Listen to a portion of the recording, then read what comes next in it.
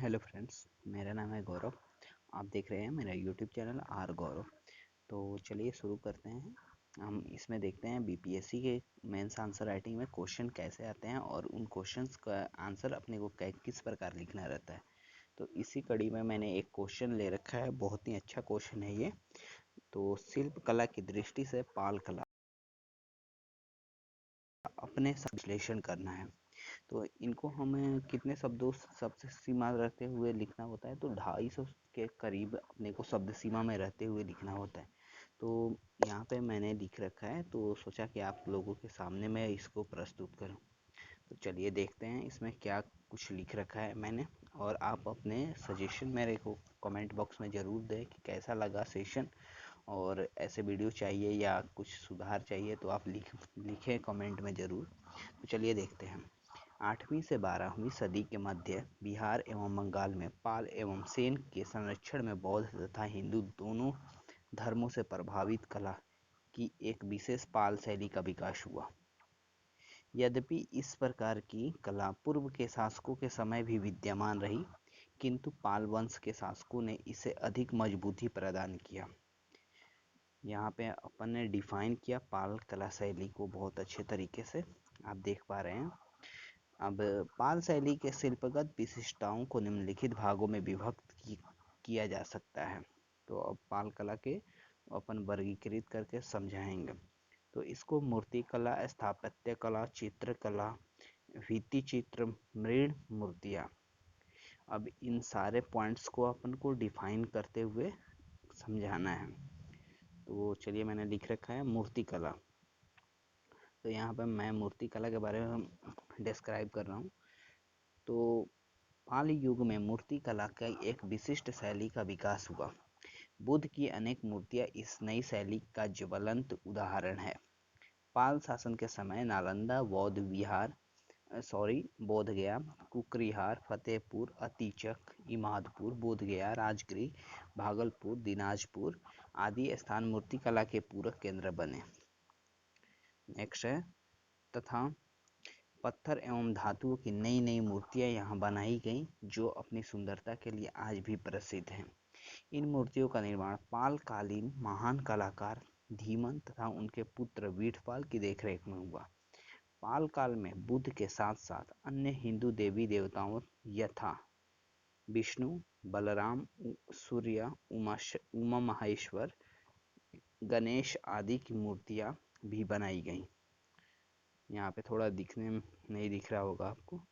तो मूर्ति कला की विशेषता, अब इस मूर्ति कला की क्या विशेषता थी उसको अपन डिफाइन करते हुए बताएंगे पॉइंट्स में। तो मूर्तियाँ काले बैसाल्ट पत्थर से बनाई जाती थी, जो नज़दीकी संथाल परगना और मुंगेर जिला की पहाड़ियों से प्राप्त किया जाता था। मूर्तियों के अग्रभाग को ज़्यादा दिखाया गया है। मूर्तियाँ शिल्पगत हैं और कलाकार के शिल्पगत परिपक्वता को दर्शाती है। मूर्तियाँ में अलंकरण की प्रधानता है, जो इसे और भी आकर्षक बनाती है। बुद्ध की मूर्तियों में उनके जीवन की सभी महत्वपूर्ण घटनाओं, जैसे कि उनके जन्म, प्रथम धर्मोपदेश, निर्वाण आदि को दिखाया गया है। नेक्स्ट देखते हैं पॉइंट। अधिकांश मूर्तियां हाथ से बनाई गई हैं और इन तंत्रपान का भी स्पष्ट प्रभाव देखा जा सकता है। कुछ मूर्तियां कांसे से भी बनाई जाती थी। नेक्स्ट अपन देखते हैं स्थापत्य कला। अब इसको डिफाइन अपन करते हुए इसके बारे में लिखेंगे। तो पाल वंशी शासक महान निर्माता थे। नालंदा, विक्रमशिला, उदंतपुरी, सोमपुरी में उनके द्वारा बनाए गए बौद्ध विहार एवं मठों के अवशेष आज भी देखे जा सकते हैं। मठों के निर्माण भिक्षुओं के रहने के लिए किया जाता था।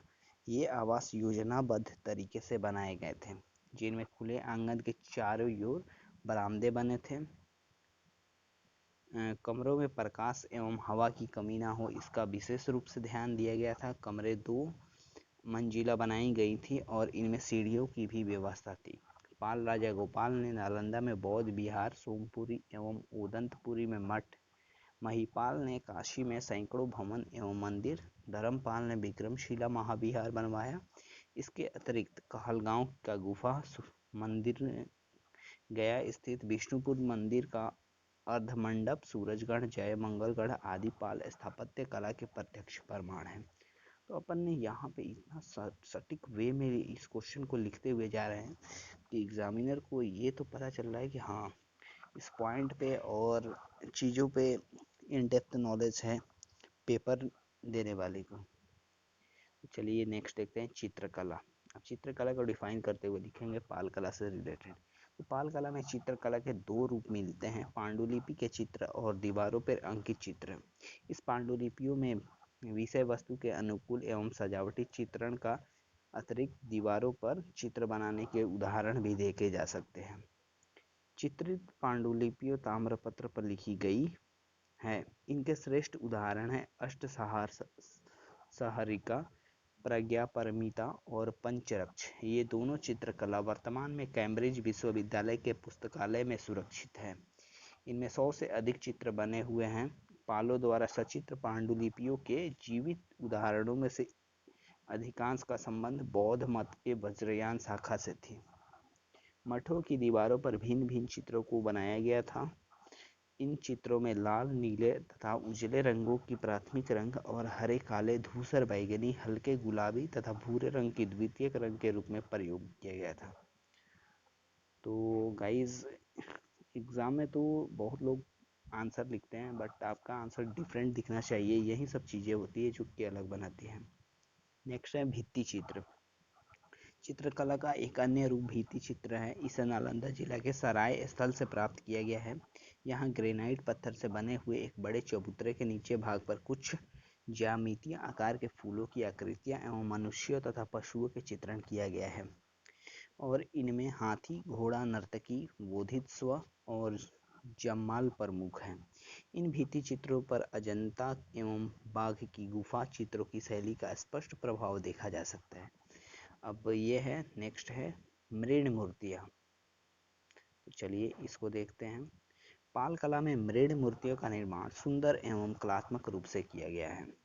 मृण मूर्तियाँ दीवारों पर सजावट के लिए बनाई जाती थी।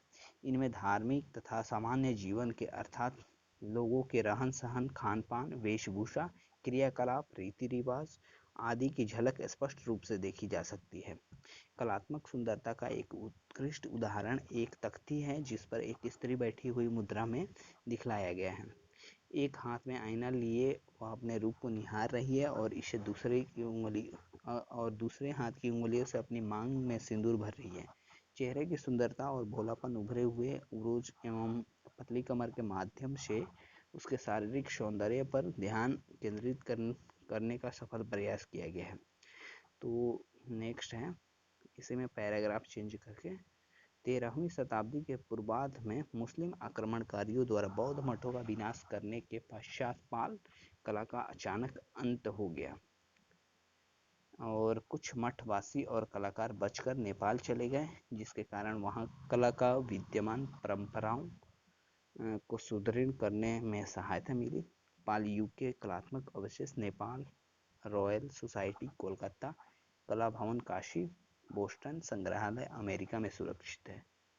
तो गाइज, ये एक सटीक तरीके से इसका विश्लेषण किया गया है और चीज़ों को डिफाइन करते हुए एक पॉइंट वाइज और समराइज वे में लिखा गया है, जो कि कोई भी ऐसे एग्ज़ाम्स जिसमें मेंस आंसर राइटिंग मांगे जाते हैं उनमें ऐसे ही लिखने चाहिए। तो आप मेरे यूट्यूब चैनल को यूट्यूब पे ऐसे सर्च कीजिए बीपीएससी मेंस आर गौरव, तो मेरे चैनल को आप जल्दी खोज पाओगे। Thank you for watching this video. अगर आपने चैनल को सब्सक्राइब कर लिया है तो आपको धन्यवाद। अगर नहीं किया है तो चैनल को सब्सक्राइब कर लें, ताकि जब भी मैं ऐसा वीडियो डालूं तो आपको नोटिफिकेशन मिले और आप सबसे पहले वीडियो देख पाएँ। तो थैंक यू और इसका लाभ उठाएं।